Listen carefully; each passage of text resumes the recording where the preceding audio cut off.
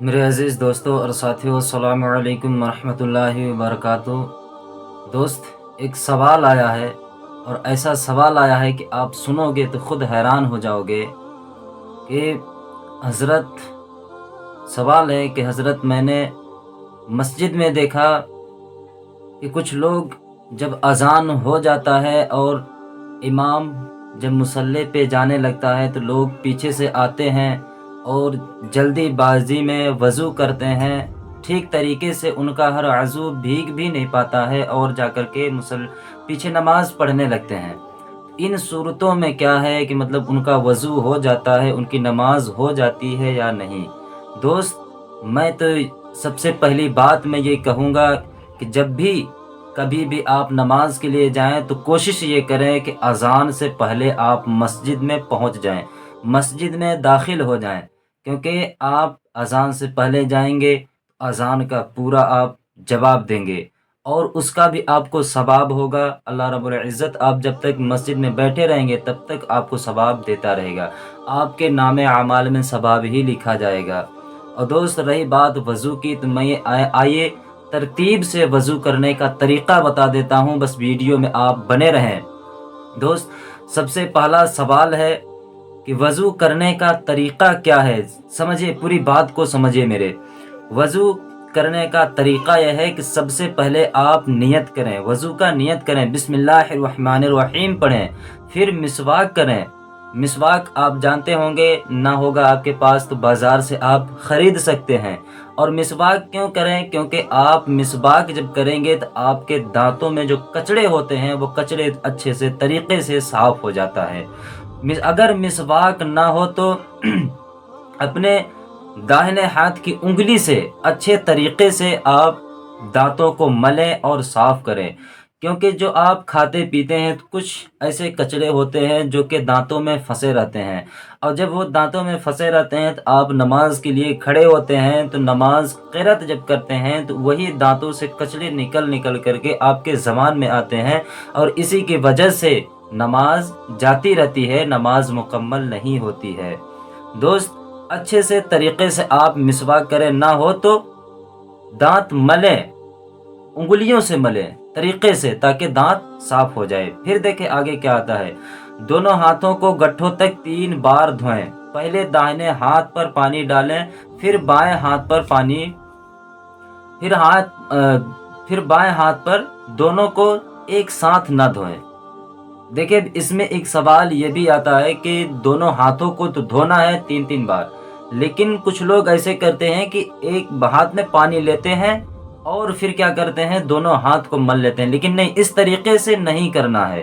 آپ کو سب سے پہلے دائیں ہاتھ کو دھونا ہے، اور کچھ ایسے عضو ہوتے ہیں کہ جہاں تک آپ دونوں ہاتھ سے اگر دھلیں گے تو آپ میں پانی نہیں پہنچے گا، تو طریقے سے دھوئیں، اچھے سے دھوئیں، کیونکہ آپ پہلے دائیں ہاتھ کو دھوئیں تو اس کا خلالہ کریں اور بائیں ہاتھ کی انگلیوں سے ان انگلیوں کے بیچ میں اچھے سے طریقے سے مل لیں تاکہ ہر عضو آپ کا بھیگ جائے، اور ایک ساتھ نہ دھوئیں۔ پھر دائیں ہاتھ سے 3 بار کلی کریں، دائیں ہاتھ سے 3 بار کلی کریں، تاکہ، اور کس طریقے سے کلی کرنا ہے، بائیں ہاتھ کی چھوٹی انگلی سے ناک صاف کریں۔ اب دیکھیں دوست، اور کلی کریں تو اس طریقے سے کریں کہ تاکہ آپ کے حلق کی جو ہڈی ہوتی ہے وہاں تک آپ مطلب اچھے طریقے سے غرارہ کریں، تاکہ وہاں نرمی وہ اندر کی ہڈی تک پہنچ جائے، اور اندر سے جو ہڈی سے کچڑا ہوتا ہے وہ نکل کر کے باہر چلا جائے، اور آپ کا گلا اچھے سے طریقے سے صاف ہو جائے۔ اور بائیں ہاتھ کی چھوٹی انگلی سے ناک صاف کریں، اور دائیں ہاتھ سے 3 بار ناک میں پانی چڑھائیں۔ اب دیکھیں آ رہا ہے ناک میں، جب کچھ لوگ ایسے کرتے ہیں ناک میں فٹافٹ مطلب 3 بار یوں ڈالے پانی اور بس ہو گیا، ایسی طریقے سے کر کے، اور فٹافٹ میں مطلب جلدی بازی میں کوئی کام نہیں ہوتا ہے، جلدی بازی شیطان ہی کا کام ہوتا ہے۔ تو دوست، اپنے دائیں ہاتھ کی انگلی سے ناک میں پانی چڑھائیں اور بائیں ہاتھ کی چھوٹی انگلی سے ناک کو اچھے سے طریقے سے صاف کریں۔ پھر پورا چہرہ دھوئیں، یعنی کہ پیشانی پر بال اگنے کی جگہ سے تھوڑی کے نیچے تک، اور ایک کان کے لو سے دوسرے کان کی لو تک۔ اب دوست، आ रहा है कि नाक साफ करने के बाद पूरे चेहरे को धुले। कहाँ तक?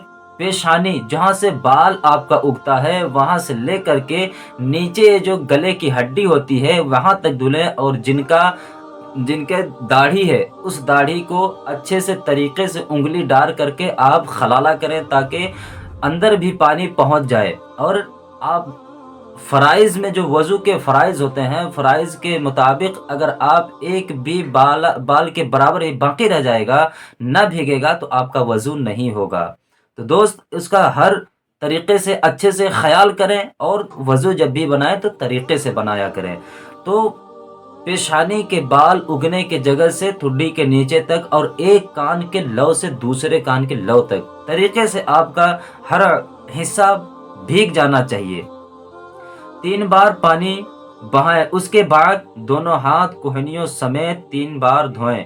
उंगलियों की तरफ से कोहनियों के ऊपर तक पानी डालें, कोहनियों की तरफ से न डालें। अब देखिए बहुत से लोग कोहनियों की तरफ से पानी डालते हैं, यानी कि ऊपर की तरफ से पानी डाला करते हैं।